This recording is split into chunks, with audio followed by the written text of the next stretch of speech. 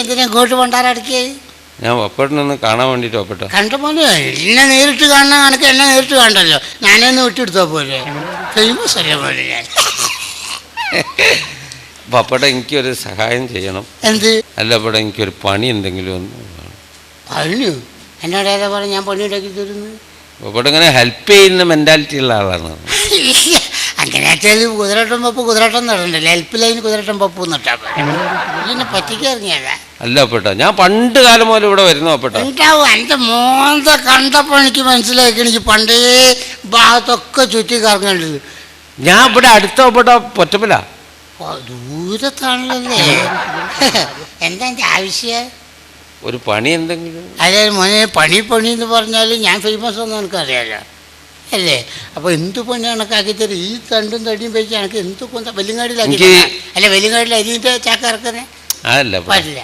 ഈ സിനിമയിൽ കയറണം എന്നാണ് ആഗ്രഹം. സിനിമ കയറുമല്ലോ എല്ലാവരും, കയറുകൾക്ക് തന്നെ അവസരമില്ല ഇപ്പോൾ. എന്നിട്ടാണ് എൻ്റെ ഒരു ക്യാരക്ടർ.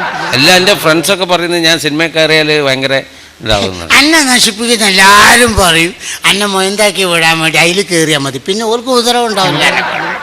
അല്ല അപ്പോൾ അങ്ങനെയല്ല, ആത്മാർത്ഥ കീപ്പ് ചെയ്യുന്ന ആളാ. അല്ല, സ്നേഹിതന്മാർ, അങ്ങനത്തെ സ്നേഹിതന്മാരാ. അങ്ങനെ ഞാൻ ബോംബെക്ക് പോയി. ഈ മൊയന്തൊന്നല്ലേ? അല്ല മോനെ, ഈ ബോംബെയിൽ എങ്ങനെ പോയി? ബോംബെയിലുള്ള വലിയൊരു കഥയോ പെട്ട. എപ്പോഴും എനിക്ക് കഥയാ. അല്ല പെട്ട, ഇതെന്താ അറിയോ, ഇങ്ങനെ ഞാൻ വെറുതെ ഇറക്കുന്നത് കണ്ടപ്പോൾ എന്നോട് പറഞ്ഞു, എന്നാൽ പിന്നെ നിങ്ങൾ ഇവിടെ ഇങ്ങനെ തിരിയണ്ട. അതിൻ്റെ വൈഫിൻ്റെ അനിയത്തി. വൈഫില്ല? വൈഫുണ്ട്. അല്ലടോ, ഇപ്പൊ എന്ത് ക്യാരക്ടറാ? അല്ല, മൂപ്പത്തിയാണ് എല്ലാം. വൈഫുണ്ട്, വൈഫിൻ്റെ അനിയത്തി. വൈഫിൻ്റെ അനിയത്തി ഒരു ഹെൽപ്ഫുള്ളാണ്. ഹെൽപ്ഫുൾ.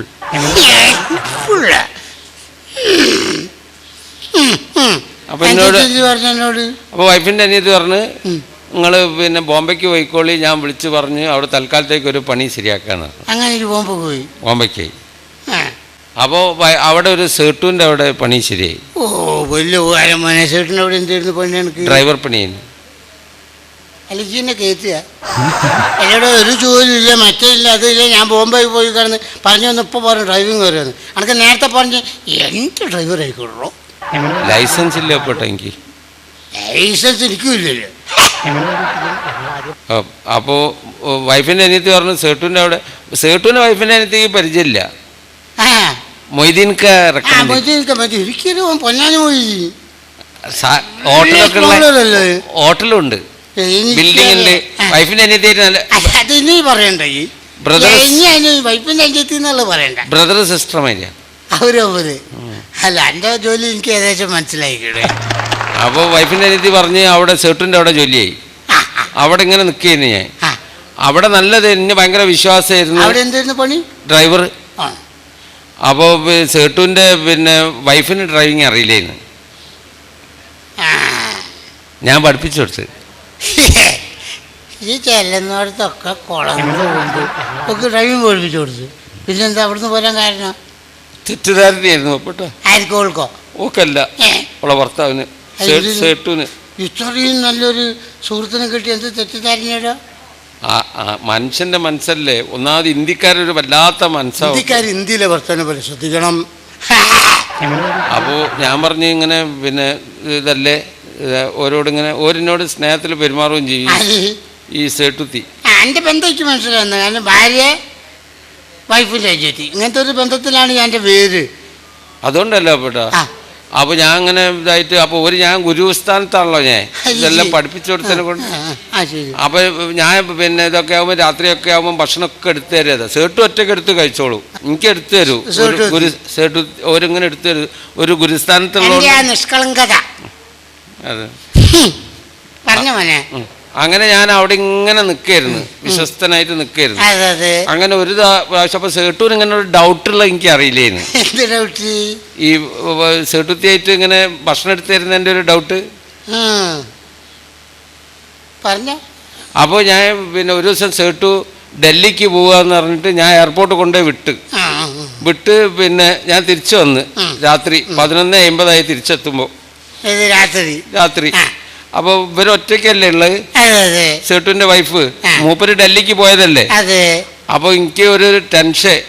നമ്മളൊക്കെ ഒരു ചോറ് തരുന്നവരല്ലേ, ചോറ് മറക്കരുതിട്ട മോനെ. അതാ പെട്ട. അപ്പൊ ഞാൻ വിചാരിച്ച് പുറത്ത് ഇറങ്ങിട്ട് പാവം അവരൊറ്റയ്ക്ക് ഒരു സ്വത്തും മുതലുള്ള ആൾക്കാരല്ലേ, പിന്നെ ശ്രദ്ധിക്കണേ. അപ്പൊ ഞാൻ അവരെ ബെഡ്റൂമിൽ കിടക്കാൻ വിചാരിച്ച്, എന്നിട്ട് ഞാൻ സേട്ടുവിന്റെ അവിടെ റൂമിൽ കിടന്നു. എല്ലാം മോനെ യാത്ര പറയാനല്ലേ പോയത്? യാത്ര പറയാനാണെങ്കിൽ എൻ്റെ മനസ്സ് സമ്മതിച്ചില്ല പെട്ട. സേട്ട് പിന്നെ വന്നിരുന്നു അവിടെ? സേട്ട് ഫ്ലൈറ്റ് ക്യാൻസൽ ആയി പറഞ്ഞു വന്നു.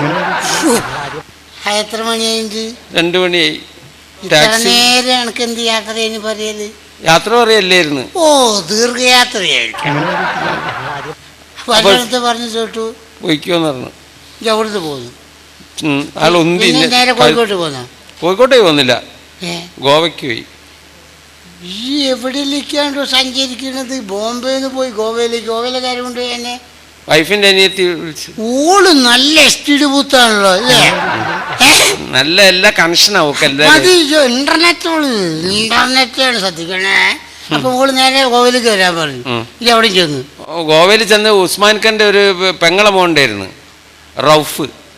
ചെക്കനാ? ആ, നല്ല സ്വഭാവമുള്ള ഒരു ചെക്കനാ. ഈ കട്ടൻ കാപ്പിനാളാ? അങ്ങനെ ഞാൻ അവിടെ നിന്ന്. അത് പിന്നെ ഇങ്ങനത്തെ പണിയൊന്നുമല്ല, ഭയങ്കര വിശ്വസ്തമായിട്ടുള്ളൊരു വിശ്വസ്തന്റെ ഇതുള്ള പണിയാ. ബാങ്കിൽ പോയിട്ട് ലക്ഷക്കണക്കിന് ഉറുപ്പിക എടുക്കുക, എന്നിട്ട് കമ്പനി കൊണ്ടുപോയി കൊടുക്കുക, കമ്പനിയിൽ നിന്നുള്ള പൈസ കൊണ്ടുപോയി ബാങ്കിൽ അടയ്ക്കുക, പിന്നെ വേറെ പൈസ എടുത്തിട്ട് ഇവിടെ കൊണ്ടുപോയി മുതലാളിയുടെ വീട്ടിൽ കൊടുക്കുക. അങ്ങനെയായിരുന്നു. അങ്ങനെ ഞാൻ അവിടെ ഭയങ്കര ഇതായിട്ട് നിൽക്കായിരുന്നു. ആയിക്കോട്ടെ, പിന്നെ അവിടുന്ന് എന്തിനാ പോന്ന്? അതൊരു വലിയ കഥയാവപ്പെട്ട. എനിക്ക് എപ്പോഴും നീണ്ട കഥയാ. അപ്പോൾ ഞാൻ അവിടുന്ന് ഒരു ദിവസം ബാങ്കിൽ നിന്ന് പൈസ എടുത്ത് ഒരു 30 ലക്ഷം ഉറുപ്പ്യ. 30 ലക്ഷം എൻ്റെ അടുത്ത് എപ്പോഴും ഉണ്ടാവും. 25 ലക്ഷം, 30 ലക്ഷം, 40 ലക്ഷം. പൈസ ഉണ്ടെങ്കിൽ ഇട്ടൂടെ എനിക്ക്. എനിക്ക് എന്താ പറഞ്ഞ ആരാൻ്റെ പൈസയല്ലേ ഇട്ടോ. അങ്ങനെ പൈസ എടുത്ത് വരുമ്പോൾ ഹർത്താൽ. 30 ലക്ഷം ഇട്ട് വരുമ്പോൾ എന്നിട്ട് അപ്പം കമ്പനിയൊക്കെ പൂട്ടി. അപ്പോൾ ഞാൻ വൈഫിൻ്റെ അനിയത്തിനെ വിളിച്ച്. അല്ല, ഓള് അവിടെ തന്നെ ബൂത്ത് നടത്താനല്ല, ഇങ്ങനെ വിളിച്ചാൽ എടുക്കാൻ. അപ്പോൾ ഞാൻ എന്താ ഏട്ടാന്ന് ചോദിച്ചു എന്നോട്. അപ്പോൾ ഞാൻ പറഞ്ഞു ഏട്ടനായി. അപ്പോൾ ഞാൻ പറഞ്ഞു മോളെ ഇങ്ങനെയാണ് ഏട്ടൻ കുടുങ്ങി നിൽക്കുകയാണ്, ഇങ്ങനെ പൈസ ആയിട്ടൊരു 30 ലക്ഷം കയ്യിലുണ്ട് എന്ന് പറഞ്ഞു. അപ്പം എന്നോട് പറഞ്ഞ് അങ്ങനെ ആരാൻ്റെ പൈസയല്ലേ, അതുമായിട്ട് അവിടെ ഇവിടെ ഒന്നും തിരിഞ്ഞ് കളിക്കണ്ട, നിങ്ങൾ ഇങ്ങോട്ട് പോരിയിരുന്നു. എങ്ങോട്ട് പോയി? കോഴിക്കോട്ടേക്ക്. എന്നോട് മൊയന്റെ 30 ലക്ഷമായിട്ട് ഇങ്ങോട്ട് വന്നിട്ട് ആ പൈസ വിടറോ? പൈസ ഞാൻ ഓളടുത്ത് തന്നെ അപ്പം തന്നെ വന്ന ഉടനെ ഏൽപ്പിച്ചു. ഓ എൻ്റെ പണ്ടാര പഹയ. എന്നോട് ആ 30 ലക്ഷം എടുത്തിട്ട് ഓളെവിടെ? ഓളിപ്പോൾ ബോംബെയിലാ ഉസ്മാൻ ഖാന്റെ കൂടെ. ആണോ? നമുക്ക് ഇപ്പം എന്താ വേണ്ടത്? എന്തെങ്കിലും ഒരു പണി ശരിയായി തരാം. നടക്കണം.